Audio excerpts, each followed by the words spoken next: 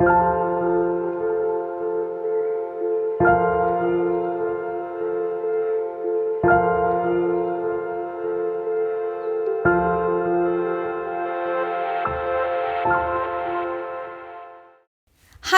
hello and welcome. My name is Dr. Ankita Kashyap and you are watching the ESG Hub by FSRM Advisors. Now in my previous videos, I've talked about what is ESG. We even touched upon how is it different or similar to sustainability and CSR. But in this video, I'm going to talk about why do we need ESG. So, why do organizations need to embed ESG in their ongoing practices? If you are interested to know more about this, please watch till the end of the video. Now, the first and foremost reason why this particular term is picking up a lot of light around these days is right after pandemic, we all realized the importance of life, I would say, and how we need to protect our planet for a healthy living. And this term has actually gained a lot of significance post-pandemic. This term is increasingly dynamic and there have been plethora of regulatory requirements also surfacing around this term now. So let's begin with the first reason of why organizations need to adopt ESG practices within their organizations. The first one, we'll talk about the various regulatory requirements. So I begin with what are the regulatory requirements in India. So when we look from an Indian context, we have a regulatory requirement for companies to publish what we call as BRSR, Business Responsibility and Sustainability Report. Now the companies have to file this to showcase what internal efforts they are undertaking towards ESG. And I would say that this reporting is much more comprehensive than the previous form of reporting, which was called as the Business Responsibility Reports or the BRRs. Now, the purview of BRSR as of now is limited to only top 1,000 companies, 1,000 listed companies, and they have to file this report on an annual basis. But SEBI definitely plans to extend its coverage and expand the horizon of its applicability to other organizations, and there is a prescribed format in which the organizations have to report on the BRSR. But one important point to note here is that the supply chain disclosures are also required to be provided as part of the BRSR reporting. So this means that this top 1,000 listed companies have started to push their suppliers also to provide the ESG related data.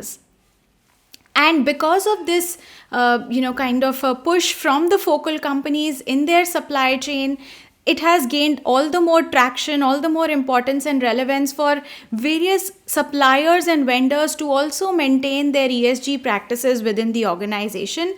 To fulfill these regulations, only then they'll be able to supply to their focal companies.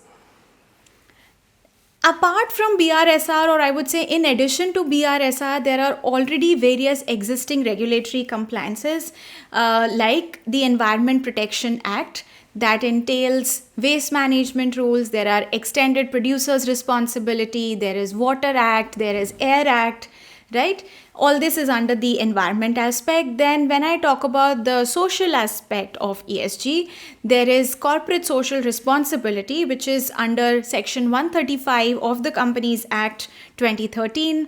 Then various other acts like the Maternity Benefit Act, the Equal Remuneration Act, Employees Compensation Act. These are certain other regulatory requirements under the social side, and these are not all inclusive. I'm just listing down few as examples to what all regulations do we have under all these three parameters. And when I say the governance parameter, then we do have the Companies Act 2013, which provides a lot of rules and regulations around the governance of an organization, around the board of directors, how they should be maintained, etc. There are also SEBI regulations. There is also a Competition Act that we have. We also have Prevention of Money Laundering Act. So there are various regulatory regulations around ESG. right? Now, before I move on to various other reasons as to why we need ESG, let me touch upon a bit about who we are and what we do. So we at FSRM Advisors, we help the organizations as to wherever they are in their sustainability journey. And we are a pure play sustainability consulting firms. We try and assess where your organization is with respect to sustainability/ESG and try to build you on from there onwards. So our few key services include capacity building trainings and workshops, baselining, benchmarking, stakeholder engagement, helping organizations understand materiality assessment, help them come out with their sustainability reports, and also look at ESG ratings, which your organizations, your focal companies may be asking you to provide. So to contact us, please reach out to us via email. I will be mentioning it in the description box and also linking it here. Now, without much further ado, let me quickly jump to what other reasons are there why you need ESG in your organizations. So I was talking about all the Indian regulatory compliances. Now, in addition to the national laws and regulations that we have in India, we do have various international laws, and these international laws are also evolving very rapidly. They have started to pull strings on their businesses to comply with the ESG requirements. I will list down few prominent international rules and regulations also. Again, they are not all inclusive, but I'm trying to give you a picture of how these international laws are at this point of time. So the first one that I'm going to touch upon is the German Supply Chain Due Diligence Act. Now, this has been put into effect in Germany, obviously, and it is effective from 1st of January 2023. Now, what is this act all about? This is an act on corporate due diligence and the obligations for prevention of human rights violation in the supply chain. A very pertinent point again here, it is not only applicable to the German companies. This act is applicable to non-German companies also that are supplying their goods and services or products in the German market. They will also be affected by this act. Now, the objective of this act is basically to tackle the human rights issues, any kind of abuses that might happen in the global supply chain. And that is the reason that regardless of which country the product is being manufactured, this particular German Supply Chain Due Diligence Act will be applicable on the suppliers as well. And even as Indian exporters to these German companies, the organizations will have to comply with all these regulations. And on similar lines, in the other parts of Europe also, there is a directive that we call as Corporate Sustainability Due Diligence Directive. Now, this will again apply to not only the European companies, but also to large non-European firms, right? And according to this directive, again, it would necessitate checks on suppliers, initiation of mitigation action when any kind of abuses in the supply chain are found out, are exposed, and these are all punitive in nature. So the suppliers can face sanctions and the focal companies can be fined. The fines go up to 2% of their annual turnover. And there are various other also penalty clauses that are being discussed, and daily they are being kind of reformed in that sense. So my point here is that even if you are an Indian manufacturer, but you are supplying to the European market, you may be an MSME, you may be a smaller organization operating in India, but you will be governed by these regulations if you have any kind of linkage to a European firm, a German company that you are supplying to. Now, these are all regulations which will become mandatory for your organization also to follow. And a very important European regulation again is CBAM, is what we call it. It's called the Carbon Border Adjustment Mechanism. Now, this will come into effect from 2026, but the organizations have to actually start preparing for it from today. Now, what is this regulation or this mechanism that we are talking about?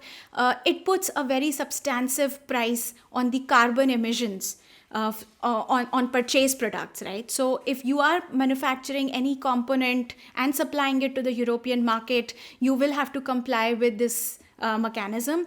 And this simply would mean that there are lower costs for purchases with better emissions. So you have to start looking at what kind of carbon emissions are happening internally in your organization as of now. What are the leakages that are there? How could you fix it, and have a plan going forward around that? And having talked about the European market in so much of detail, there are similar regulations which are also coming forward in the United States. So the Securities and Exchange Commission of United States is also formulating its ESG compliance rules. And they will be in line with all these European regulations that are, some of them are applicable now, some of them are applicable pretty soon. So, in line with all these regulations that we are talking about, the major players outside India, they have started to strengthen their sustainability requirements. They see this as a potential risk that might be there for them. So they're not leaving any stone unturned to make sure that their supply chain is embedded with all these requirements. They've started to demand the organizations various environmental and social certifications. They've started asking for ESG related data. They've started asking for various indices on ESG that you are a part of. What is, and they are developing internal mechanisms to rate the suppliers on these ESG parameters. So they are evaluating their already existing suppliers. They are trying to formulate who will be the critical suppliers in terms of ESG, and probably might not want to deal with suppliers going forward who do not have a good score or do not intend to make their ESG better as we move ahead. Right. So these social certifications or environmental certifications, they demonstrate that you are complying with these factors in manufacturing your products and services. And the European companies particularly, they've started asking at least their first tier suppliers to begin with in developing countries like India and in developing countries like Bangladesh, Vietnam, where there's a lot of global supply chain that exists. They've started to validate their claims more. They've started to ask for various statistical backing to validate those claims. So this is one prominent reason of why the organizations, they do require ESG practices embedded in their ongoing operations.